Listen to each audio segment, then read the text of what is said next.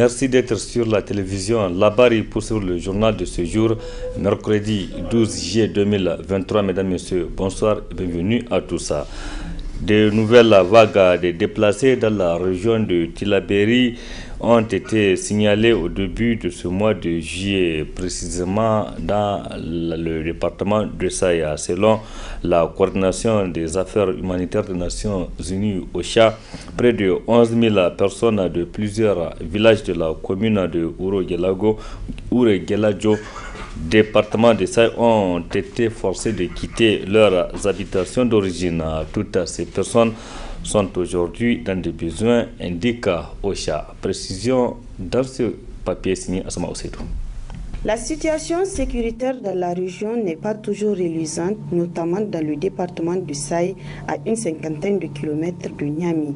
En effet, ces derniers jours ont été très particuliers et très difficiles pour plusieurs villages de ce département, dont les populations menacées par les groupes armés non étatiques opérant dans la zone de 3 frontières ont été contraintes de quitter leur village.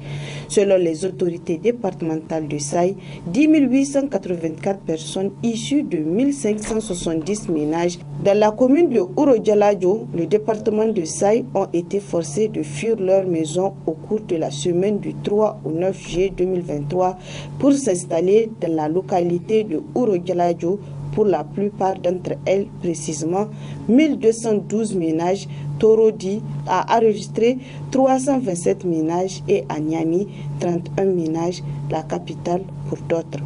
Ces chiffres ont été confirmés par les services compétents du ministère de l'Action humanitaire et de la gestion des catastrophes et la mairie de Ouro-Guéladjo, a indiqué la coordination des Nations Unies pour les actions humanitaires OCHA dans son bulletin. Ces personnes fuient les violences perpétrées dans des éléments présumés de groupes armés non étatiques présents dans la région de Tillabéri et dans la zone des 3 frontières. Selon OCHA, la situation humanitaire à Ouro-Guéladjo reste précaire. Les personnes déplacées au nombre de 8 484, soit 1212 ménages, sont pour l'essentiel hébergés dans des salles de classe de l'école primaire et du collège d'enseignement général de cette localité. D'autres déplacés sont accueillis dans des familles hôtes. En outre, une trentaine de ménages sont arrivés à Niamey où ils se sont installés à Nordiré, un quartier du 5e arrondissement communal de la ville de Niamey. Le ministère de l'Intérieur en a été informé, précise OCHA. En outre, pour assurer une meilleure coordination de la réponse sur le terrain, OCHA a déployé une équipe de 2 staffs à Saï. À ce jour, les personnes affectées par ce choc n'ont reçu aucune assistance depuis leur arrivée. Leurs besoins prioritaires restent les abris, les biens non alimentaires, la santé, la nourriture et l'eau potable. L'État, à travers le cabinet du Premier ministre, a positionné 85 tonnes de vivres à Saï. Ces vivres sont en cours d'acheminement à Ouro-Guéladjo où les opérations de distribution sont prévues à partir de ce mercredi 12 juillet 2023.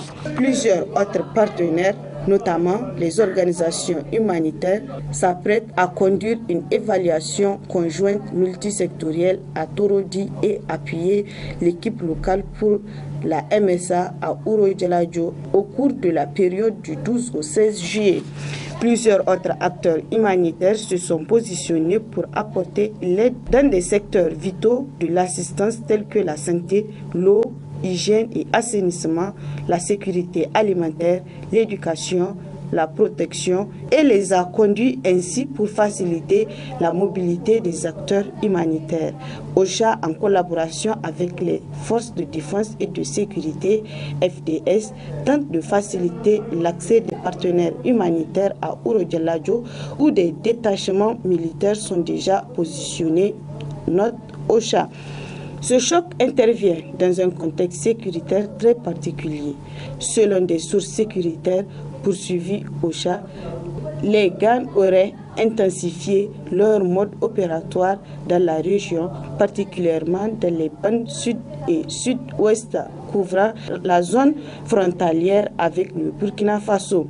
Les civils et leurs biens sont les plus visés par les assassinats et enlèvements ciblés, la pose d'engins explosifs improvisés, les incendies volontaires d'écoles, le vol récurrent de bétail, la perception de la dîme forcée, zakat et les ultimatums causant les déplacements forcés de population. Au 1er juin 2023, la région de Tillabéri a accueilli plus de 150 000 personnes déplacées internes. C'était là donc la substance du bulletin de la Coordination des Nations Unies pour les actions et pour les affaires humanitaires OCHA sur la situation sécuritaire dans le département de Saï, dans la région de Tillabéri. Retour ici à Niamey pour parler de cette cérémonie de la sortie de la deuxième promotion d'officiers de cours d'état-major ce mercredi matin à l'école militaire supérieure des forces armées nigériennes. Ils sont au total 25 officiers lauréats de la deuxième promotion du cours d'état-major qui ont reçu leur insigne mais aussi leur diplôme de fin de stage.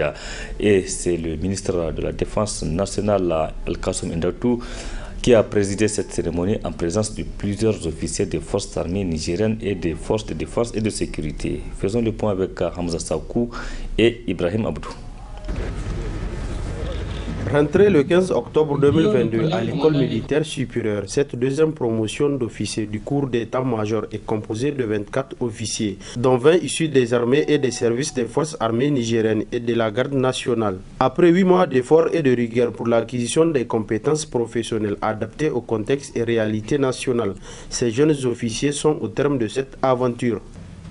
Votre temps passé à l'école militaire supérieure a été consacré pour vous outiller en connaissances et en compétences nécessaires pour être un bon officier d'état-major et un bon chef doté d'une intelligence tactique et de la sagesse analytique.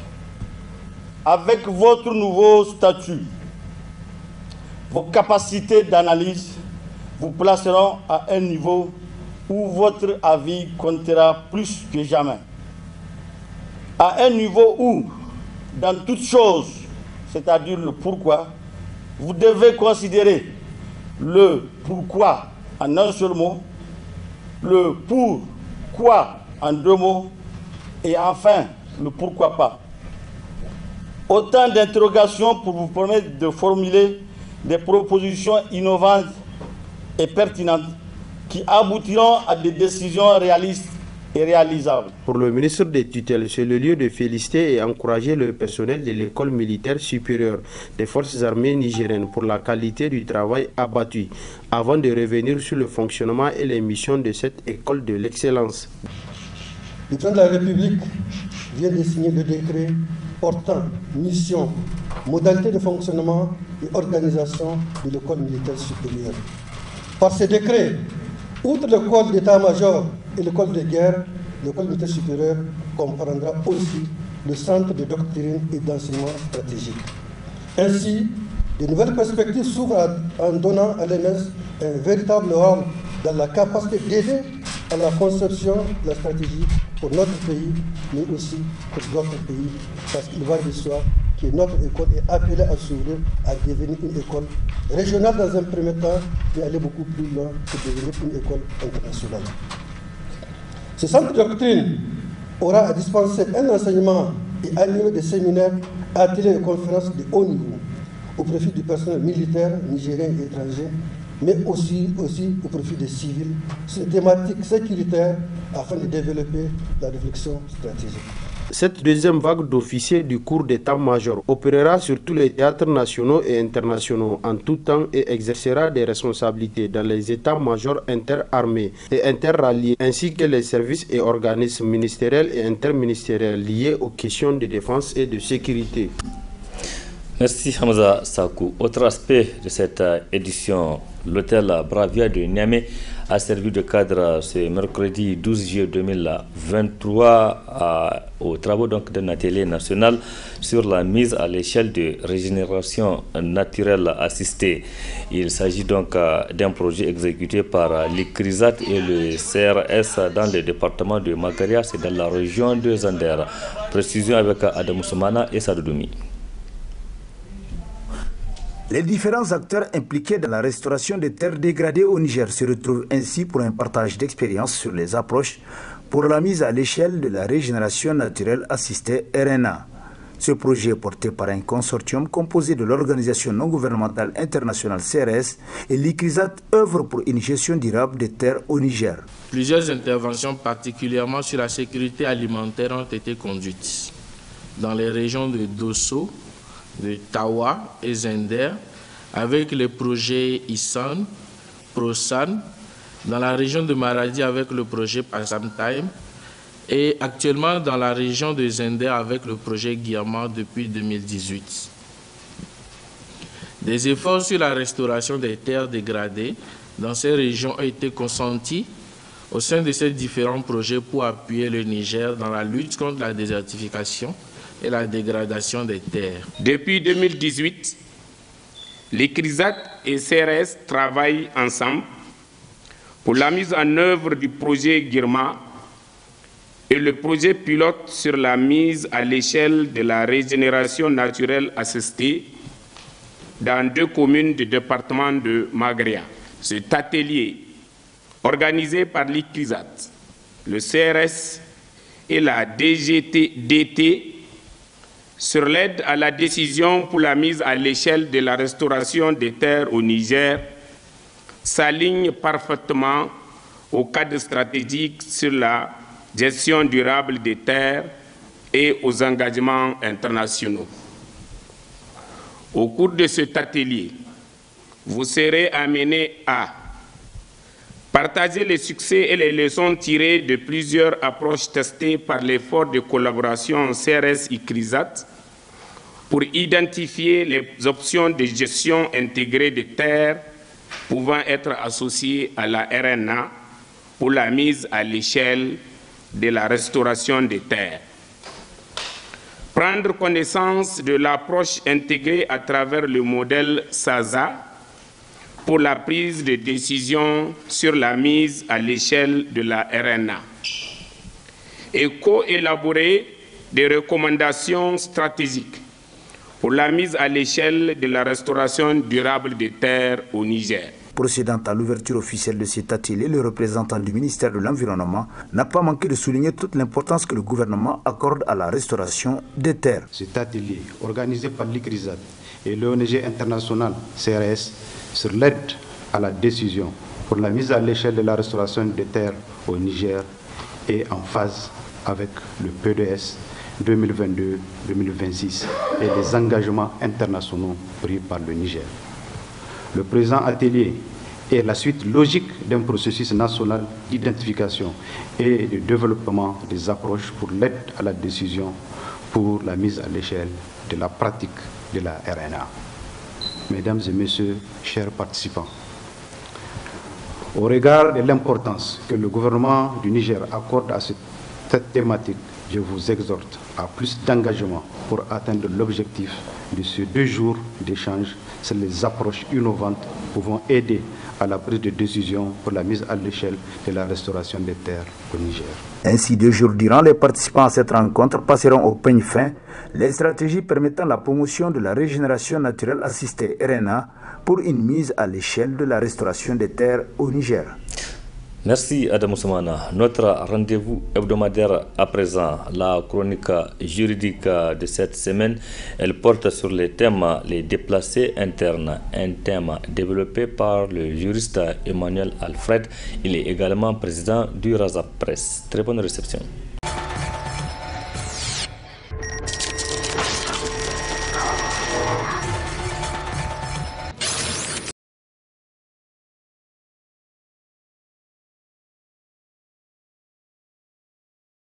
Aujourd'hui, notre thème va porter sur les personnes déplacées internes.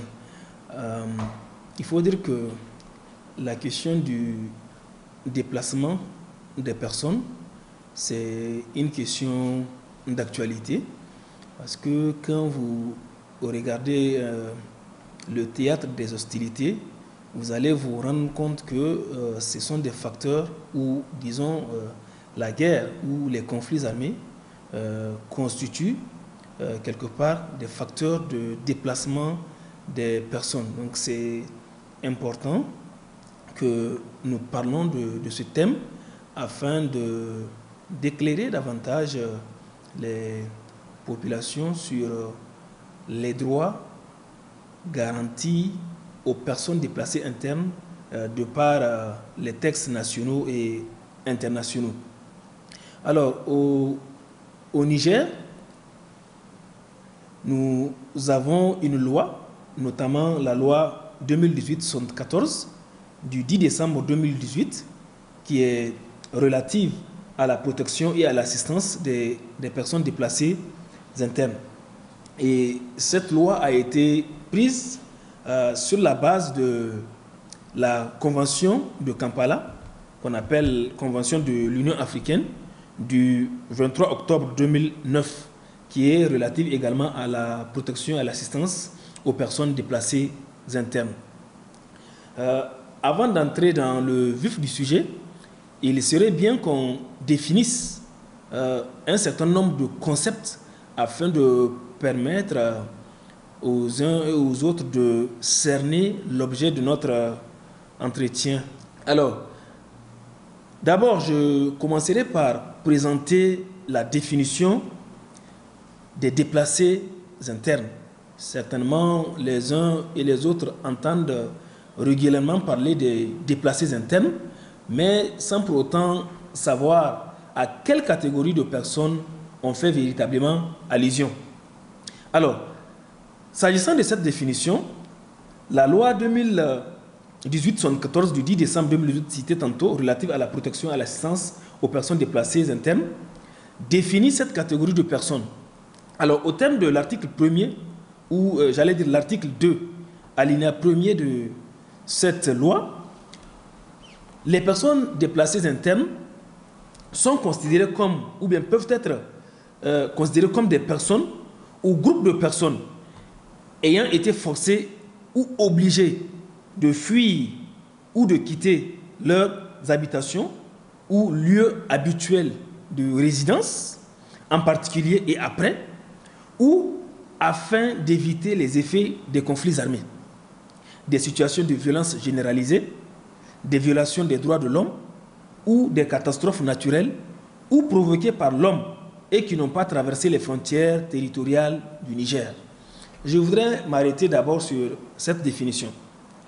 Alors, dans cette définition des personnes déplacées internes, nous retrouvons que ces personnes déplacées internes sont des personnes qui ont été contraintes de fuir ou bien qui ont été forcées de fuir ou quitter leur lieu de résidence habituel.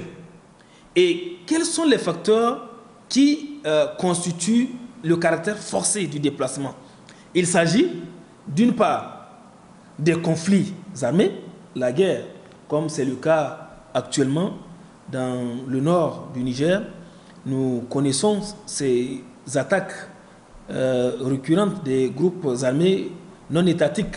Donc ce sont des situations qui peuvent forcer les populations à quitter leur lieu de déplacement ou bien leur lieu de résidence habituel. Vous avez également les situations de violence généralisée. Vous avez le cas des violations des droits de l'homme. Vous avez également les catastrophes naturelles ou bien toute situation provoquée par l'homme et qui a pour conséquence, si vous voulez, de contraindre les populations à fuir. Voilà les situations dans lesquelles les populations peuvent quitter leur zone de résidence habituelle pour une autre zone. Donc, ces personnes qui fuient ces conflits, ces catastrophes naturelles, ces violations des droits de l'homme, ces conflits armés sont appelés des déplacés internes. Mais attention, il y a un aspect très important qu'il faut souligner. C'est que les déplacés internes, comme le précise l'article 2 de cette loi, n'ont pas traversé les frontières territoriales de l'État. C'est-à-dire, ce sont des personnes qui restent sur le territoire de la République du Niger, par exemple. elles ont été certes contraintes de fuir, de quitter leur lieu de résidence habituel pour un autre, mais n'ont pas traversé la frontière. Peut-être avec le temps, nous allons revenir sur ce thème. Donc ces personnes qui traversent les frontières, elles ne sont pas appelées des déplacés internes, mais plutôt des réfugiés. Restons sur les personnes déplacées internes. Donc en résumé, c'est des personnes qui fuient ou bien qui quittent leur zone de résidence habituelle à cause des conflits armés, à cause des violations des droits de l'homme, à cause des catastrophes naturelles, pour une autre zone meilleure, ou bien à la quête de la survie. Donc ce sont ces personnes qu'on appelle les personnes déplacées internes. Et vous conviendrez avec moi que les personnes déplacées internes, nous les avons. On les voit fréquemment.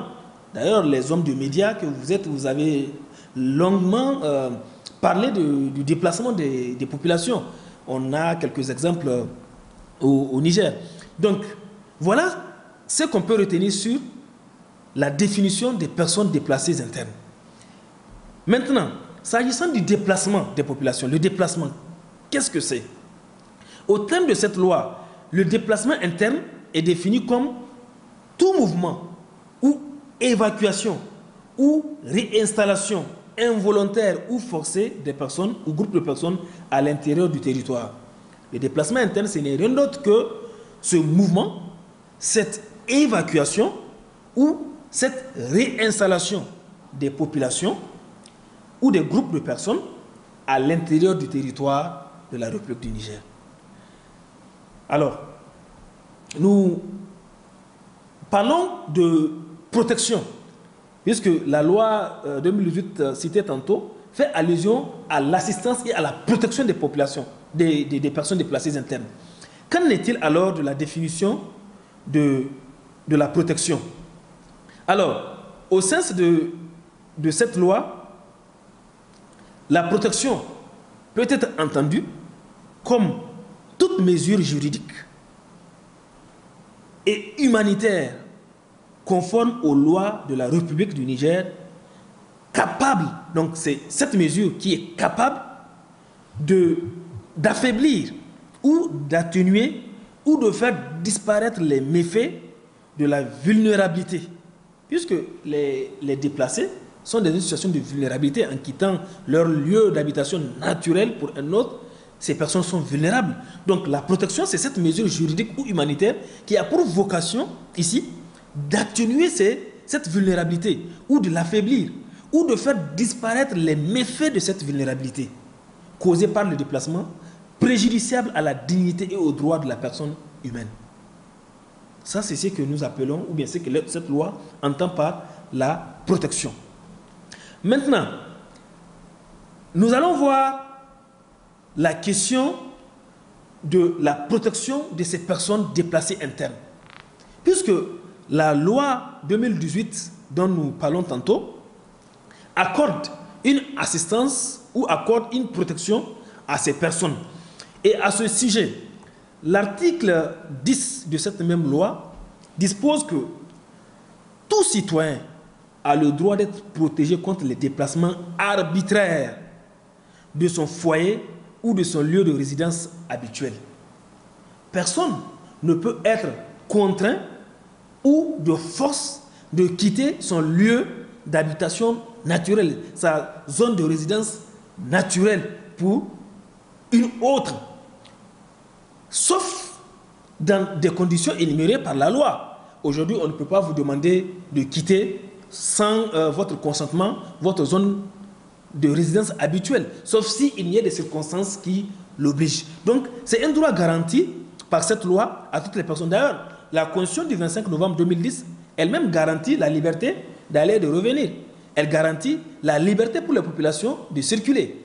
Donc, le déplacement des populations est, si vous voulez, encerclé par des normes juridiques.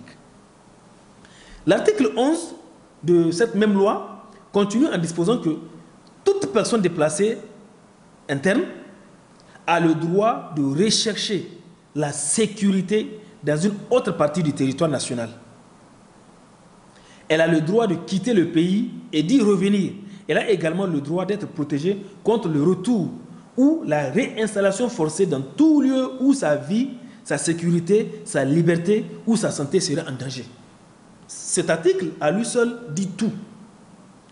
On ne peut pas forcer une population à quitter une zone pour une autre, comme je l'ai dit, sauf pour des cas déterminés par la loi.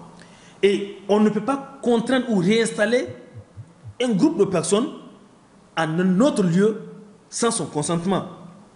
Et quand une personne, même en cas de déplacement, sent que sa vie ou sa sécurité ou sa liberté ou sa santé serait en danger, elle a le droit de ne pas accepter. Donc, ce sont des questions extrêmement importantes, les questions de réinstallation des populations. L'article 12 dispose que toute personne déplacée interne a le droit de se faire enregistrer individuellement par les autorités compétentes en vue du décompte du nombre de personnes déplacées internes vivant dans les sites ou en famille d'accueil aux fins de recevoir l'assistance sous toutes ses formes. C'est pourquoi vous voyez quand il y a des déplacements des populations, l'État, à travers le ministère de l'Intérieur et certaines organisations humanitaires telles que le HCR et autres, interviennent, bien que le HCR travaille en grande partie sur la question des réfugiés, mais ils interviennent également pour assister ces personnes. Donc, ces populations déplacées sont prises en compte, sont prises en charge. Et on parle ici d'un droit à l'enregistrement afin que ces personnes soient identifiées et qu'elles aient les secours ou l'assistance nécessaire de par cette loi. Mais à ce titre, l'État a un certain nombre d'obligations à propos des personnes déplacées internes. Et parmi ces obligations-là, vous avez la protection des personnes déplacées internes, leur accès aux services publics et aux ressources naturelles. Vous avez la protection ou bien la jouissance des droits sociaux, économiques et politiques des personnes déplacées internes. N'oublions pas, ces personnes peuvent être des Nigériens. Donc, à ce titre, ils doivent, ou bien elles doivent, si vous voulez, ces personnes, jouir de leurs droits sociaux, économiques et politiques. Elles ont droit à ces droits. Donc, vous avez également comme obligation de l'État le fait d'assurer l'accès des personnes déplacées internes aux actes d'état civil. C'est important, l'identité civile. Ces personnes doivent avoir accès à cela. Et à l'enregistrement des faits d'état civil survenant dans leur vie. On peut avoir les cas de mariage, on peut avoir les cas de décès, les cas de naissance, tout ça. Ce sont des actes d'état civil. Donc, il y a autant d'obligations qui incombent à l'État relativement aux personnes déplacées internes. Maintenant, je voudrais ici parler d'un point crucial qui concerne la répression ou bien les infractions qui peuvent être commises à l'égard des personnes déplacées internes. Peut-être que les uns et les autres les ignorent, mais il y a des infractions qui peuvent être commises. Et qui parle d'infractions fait appel à un système de sanctions, de répression, de par la loi 2018 que nous avons citée tantôt. Donc, à ce titre, l'article 30 de cette loi dispose qu'est passible d'une peine de 15 à 30 ans d'emprisonnement et d'une amende de 2 à 5 millions de francs CFA. Quiconque restreint le droit à la libre circulation des personnes déplacées internes à l'intérieur et à l'extérieur de leur zone de résidence. 1. 2. Toute personne qui recrute des enfants en situation de déplacement interne, les oblige ou leur permet de prendre part aux hostilités. Par exemple, le fait d'enrôler des enfants et de les utiliser sur le théâtre de guerre, par exemple, constitue un crime, constitue une interdiction de par cette loi et qui est passible d'un emprisonnement de 15 à 30 ans, comme nous le montre cette loi. Troisièmement, toute personne qui abuse et qui exploite les enfants déplacés internes. Enfin, toute personne qui recrute de force des personnes déplacées internes, kidnappe ces personnes, les enlève ou les prend en otage et qui les livre à l'esclavage sexuel ou toute autre forme d'exploitation sexuelle et à la traite des personnes, notamment des femmes et des enfants déplacés internes. vous voyez qu'il y a un arsenal juridique de protection qui est mis en place afin de sécuriser les personnes déplacées internes. Elles ont des droits, elles doivent être protégées, d'une part par l'État, mais aussi par les populations. Si on continue, l'article 31 dispose que est passible d'une peine de 15 à 30 ans d'emprisonnement et d'une amende de 3 à 7 millions de francs CFA quiconque déplace des personnes sur la base des politiques de discrimination raciale ou d'autres pratiques analogues visant à un résultat ou à la modification de la composition ethnique, religieuse ou raciale de la population. Il y a autant de choses. Pour ceux qui veulent apprendre davantage, ils peuvent consulter cette loi 2018 relative à la protection des populations internes. Donc, vous voyez que c'est tellement important et c'est pourquoi l'État a mis en place également un certain nombre d'organes ou d'organismes afin de travailler sur la protection de ces personnes déplacées internes. Nous avons par exemple le comité de coordination nationale et de protection et d'assistance aux personnes déplacées internes pour faciliter la coordination et les prises de décision au sein du gouvernement. Vous avez également l'Observatoire national de prévention et de coordination de toutes les activités de prévention des facteurs susceptibles d'entraîner le déplacement des personnes internes. Mais il y a également un autre organe qui a été prévu par cette loi, c'est la Commission nationale des droits humains, qui joue également un rôle particulier dans la protection de ces personnes. Donc, vous voyez que les personnes déplacées internes doivent être protégées, doivent être assistées, parce que ce sont des personnes, ce sont des citoyens, ces personnes ont des droits, et l'État, de par déjà cette loi, nous avons vu un certain nombre d'obligations à l'égard de ces personnes. Mais également, les populations doivent également leur porter secours, assistance, afin de leur permettre de jouir pleinement des droits garantis par les textes nationaux et internationaux. Voilà ce que je peux vous dire sur la protection et l'assistance des personnes déplacées internes, de par notre loi numéro 2018-74 du 10 décembre 2018 relative à la protection et à l'assistance aux personnes déplacées internes.